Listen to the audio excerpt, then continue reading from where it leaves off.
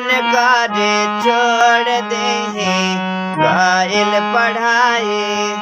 हर रोज स्कूलियों में होके लड़ाई। और धाके कौनो गाटा खींच ले बा दुपट्टा हमर जीवा डरा दे ले बा। तोरा आके का जराए जान झगड़ा करा दे ले बा। तोरा आके का जराए जान झगड़ा करा दे ले बा। और मन करे छोड़ दे गाइल पढ़ाई।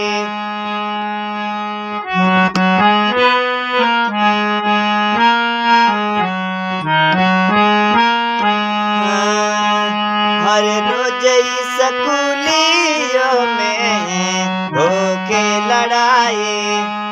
और धाके कोनो गाटा खींच ले बा दुपट्टा हमर जीवा डरा दे ले बा। तोरा आके का जराए जान झगड़ा करा दे ले बा।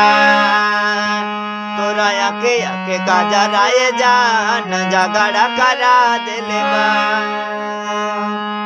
चलिए दोस्तों, नमस्कार, प्रणाम। जितना हो सका मैंने कोशिश किया, और भी सुधार आएगा, थोड़ा प्रयास कर।